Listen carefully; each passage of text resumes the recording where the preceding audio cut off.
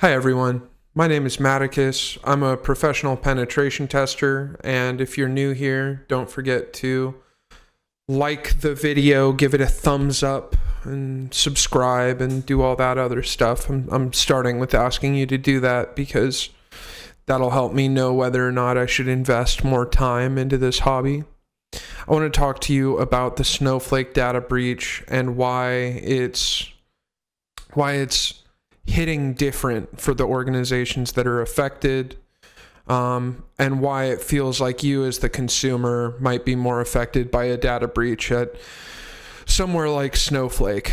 So the main concepts that we're going to talk about are identity access and management, big data, and the inconveniences of reusing credentials. Obviously, it's very inconvenient to remember a lot of passwords, so I'm just going to go ahead and start off with some recommendations. You should be using some kind of password manager, like 1Password or similar. And even in the event that you are, everywhere where you can, you should try and use a passphrase instead of a password, just because it's a little bit easier. In fact, let me go ahead and transition this scene over here and pull up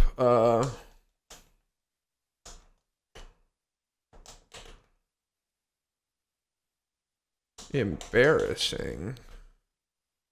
Okay. So here's the basic idea, right? You've got uncommon gibberish as your base word, and then you have an order unknown of a numeral and a punctuation, and maybe you have some caps mixed in here, and like you're never going to remember this. With this, you get 28 bits of entropy. It takes about 3 days at 1,000 guesses per second, which isn't realistic in all scenarios, but it is generally easy to guess. How many characters is it? 1, 2, 3, 4, 5, 6, 7, 8, 9, 10, 11. So, I mean, it's hard to remember and it's easy to guess, but if you were to go with something more like correct, space horse, space battery, space staple, you've just got 4 random words that you chose out. You get 44 bits of entropy. And it takes about 550 years at 1,000 guesses a second, which again, it's not always realistic, but it's harder to guess and it's easier to remember. So this is an introduction to the Snowflake data platform. We're just going to go ahead and watch this video in its entirety. Data plays a critical role in helping your business deliver on its most strategic objectives. So what do you But store data here? silos have made accessing this data and unlocking its value challenging for most organizations. Data remains locked in these silos, meaning organizations are spending countless hours and resources trying to stitch these silos together and move data between them. So what they're saying already is like, oh no, you've taken all your precious data and you've put it in all your precious other tools. Well, if we got a solution for you, a unified platform for your data. Instead of using data to drive new insights and better decisions. Until now, introducing the Snowflake Data Cloud, a global network connecting you with the most relevant content when you need it. It is a global network connecting you with the most relevant content of your data silos when you need it. So what they're saying is our platform will allow you to pull in all your data from all your other sources, all your relevant events, all your security logs, everything that you know about yourself. We can help you contextualize. Right? So they want access to every little bit of data. The Data Cloud is a powerful solution that eliminates many of the challenges and limitations. Let's take a look at some of these challenges and limitations. Sales, finance, suppliers, third parties, IoT, OLTP databases, web and log data, product usage, agencies, and enterprise applications. So each of these things could represent, the most significant investments that you've made in your business. But But obviously these are a little buzzwordy too. But the idea is, we'll take in all your data. So just keep in mind that that's what they're asking you for. And keeping in mind that this is also a service that costs money. But what they're asking you for is all of your data. Of past approaches to break down silos across your business. To uniquely deliver on this, Snowflake has innovated across 7 key pillars. Snowflake. Okay, so the very first thing they're going to say is that, we have 7 pillars of, we have 7 pillars of what makes our tool so good. And the very first thing they're going to say is we can take in all your data. Seamlessly brings together all your data, regardless of type, scale, or origin. On-prem, open source, cloud, structured, semi-structured, unstructured. Okay, so there's a lot of jargon going on here. Cloud data is just going to be things coming off of your like AWS, your Azure, or your GCP accounts, or if you're using some of the other cloud providers. Open source, they don't know what they're talking about, and neither does anyone else with this one. And then on-prem is just saying anything that you're running that's like a physical appliance, like a physical computer. I'm looking for one to hold up. I've got my cell phone here. Any physical device that you actually own, we can take the data from that too. But then they have this separation where they're talking about structured, semi-structured, and unstructured data. So these 3 are big data terms that generally kind of represent a data in its life cycle of whether or not it can be used by which machine learning algorithm yet. So like structured data, generally you can get more insights from than semi-structured, and then generally you can get more insights from that than unstructured. But there's also a correlation with unstructured might be images, right? It might just be pictures of cats and dogs. Semi-structured might be images and metadata, and then structured might be images, metadata, and like the collection that they came from, all ordered in a sequential line with more steps taken, right? Like you can pull these insights from any kind of data. And also, feel free to comment if you have a better description for why they're using structured, semi-structured, and unstructured here, because I'm not a machine learning expert. And you can bring all types of workloads to this data, powered by a single elastic performance engine to deliver fast performance at scale. Okay, so what did they just say? They're using an elastic performance engine. That means they're using an ELK stack. Elastic used to be an open source piece of software until like 2022, when there was some kind of issue with AWS overusing it and overcharging for it, and so they made it not open source anymore so they could charge Amazon. Anyway, that was a whole fucking thing. But what they're saying is, okay, we'll take all that data in and we'll digest it with our Elasticsearch built something. I mean, I'm not sure if they actually use Elastic internally. They probably do, though, because it's awesome. All this is delivered as a simple, self-managed platform that just works. Okay, self-managed platform that just works. Okay, so here is one of the first, and this does not necessarily, you don't need to see this as a red flag necessarily, but when they talk about it being self-managed, that's where you should know that, you know, you're putting your data in here, and then you are responsible also for maintaining the secrets to access your data, right? That's your responsibility. It's self-managed. It's not managed by them. They're not going to check your ID at the door. You have to check your own ID at your own door. And connects your teams and data globally across regions and clouds through one seamless experience. All fully governed at the core, so your data is protected at global scale. These are buzzwords so that they can, you know, like, this is them saying like, hey, reach out and ask us about our SOC 2 compliance because we sure have it. And then they'll give you a nice little certificate that you can give to your insurer that'll show that it's like safe for you to, or to your legal team to show that it's safe for you to work with them. With the addition of Snowpark, you get the flexibility to work with popular languages and libraries like Python Thanks for tuning and Java in, by the way. in addition to SQL. To unlock even more Okay, so they're saying like you can use Python and Java like connectors to talk to our APIs, or maybe they have like libraries for those languages. And then also they're saying you can bring all your data in. Don't be scared.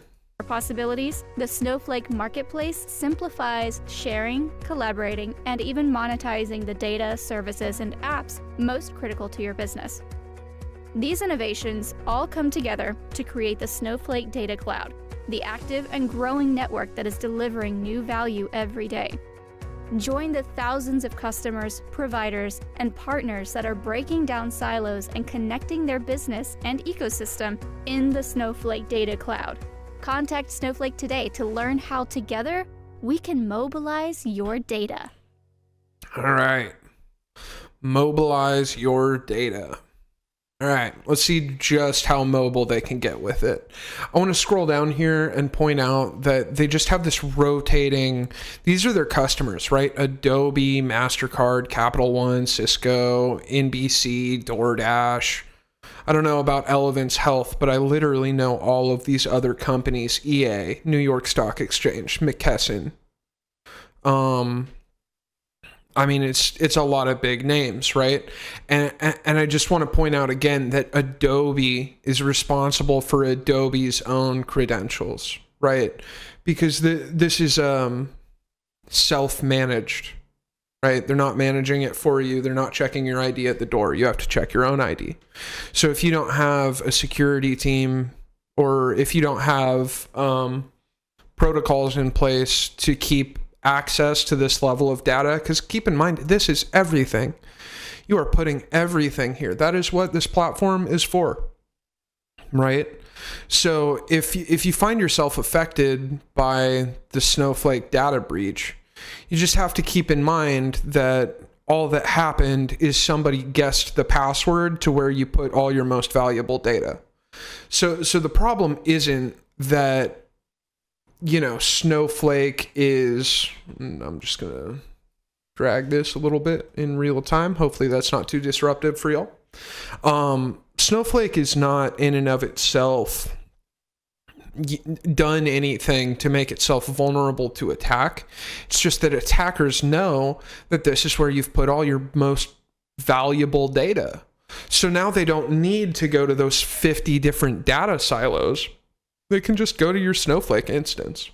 And if they guess your password and you don't have multi-factor authentication turned on, all they do is log in, just like you would.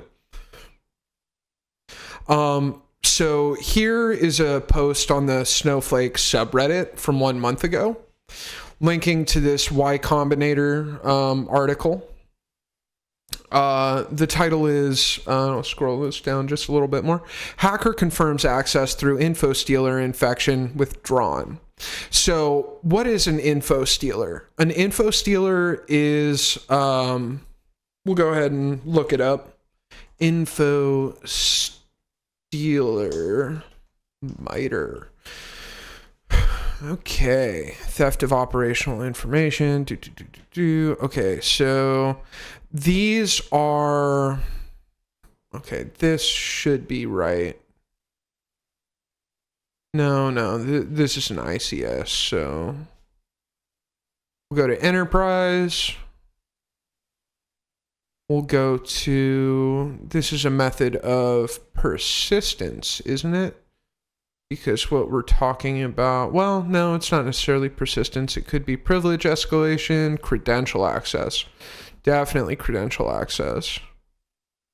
Password guessing, password credential stuffing. Credentials from password stores. Adversaries may search for common password storage locations to obtain user credentials.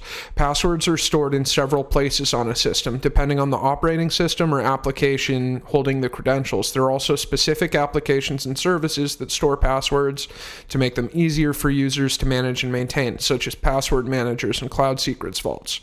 Once credentials are obtained, they can be used to perform lateral movement and access restricted information. So what we are actually looking at here is a sub-technique, or there are 6 sub-techniques.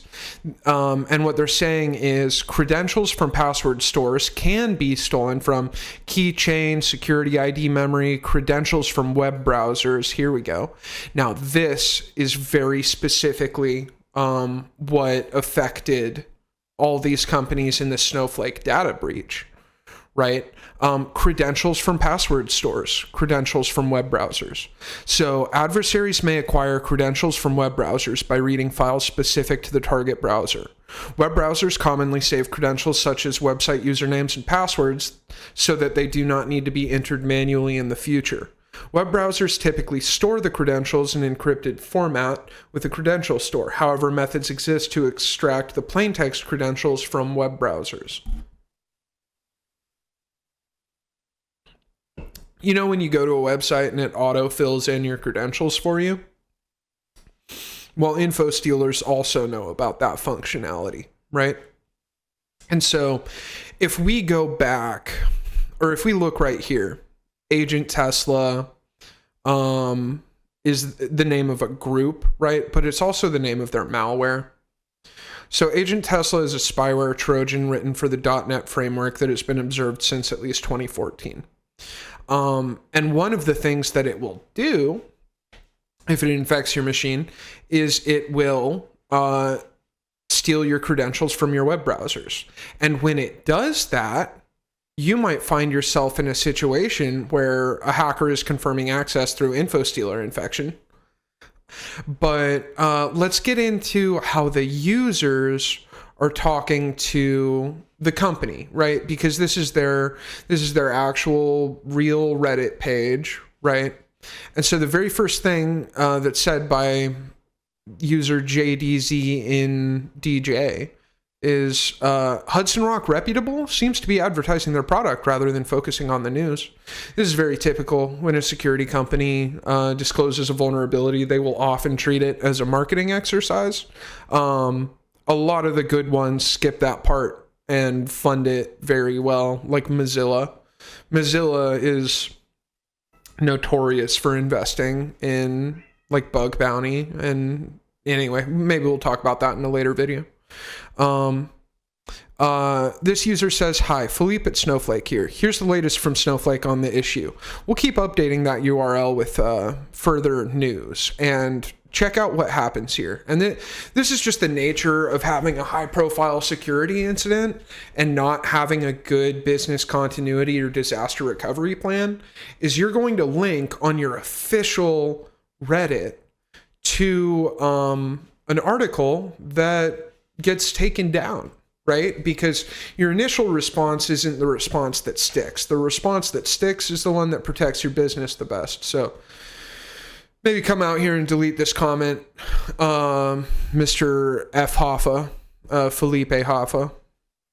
Also, questionable to, I wonder if F.Hoffa or Felipe.Hoffa is his email. Anyway,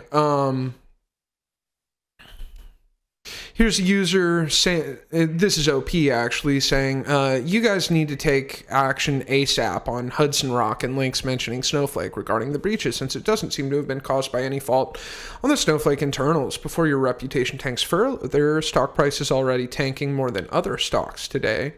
And this is just like Redditor behavior. We can just ignore this guy. Here's someone trying to be useful, right? He's like, oh, well, get access to the CSV they're talking about in the article.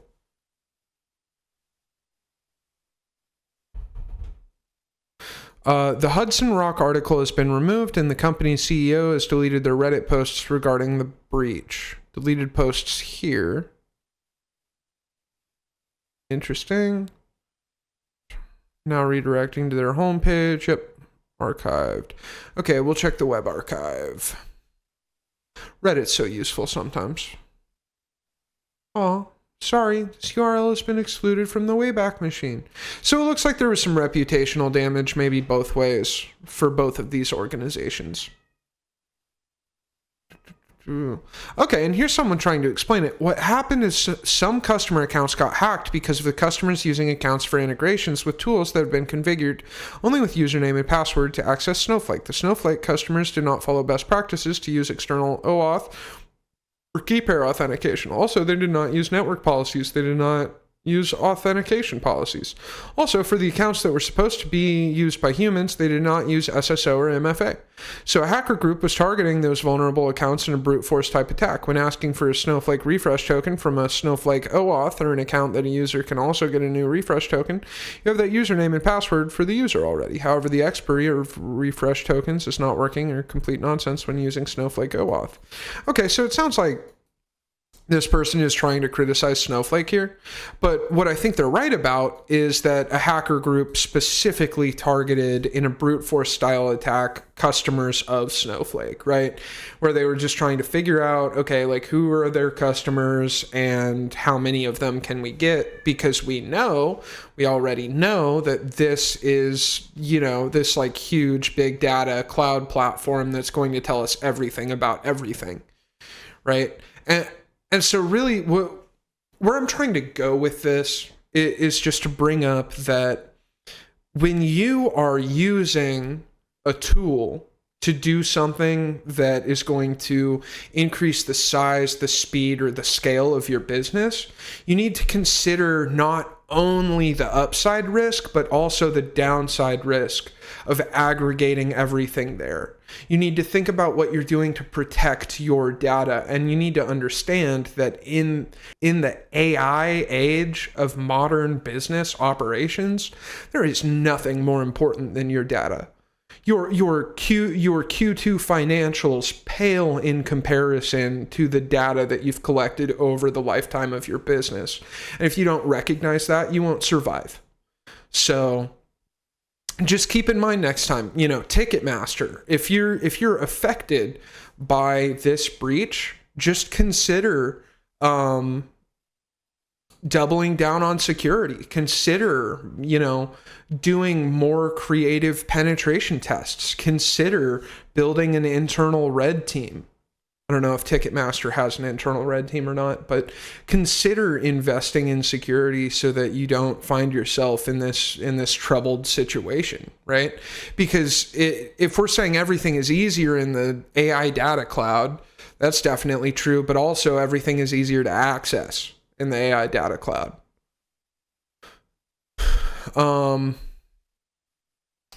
Google attributed the attacks to this threat group that they've called UNC 5537. Google, Microsoft, and other agencies, almost, right? Other organizations give threat actors different names.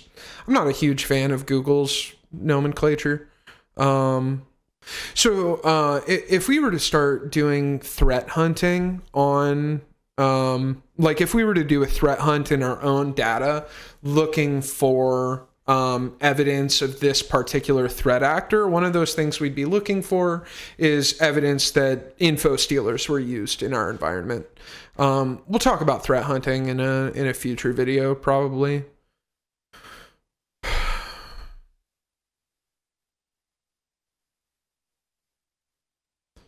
Okay. And they have certainly done some threat hunts themselves.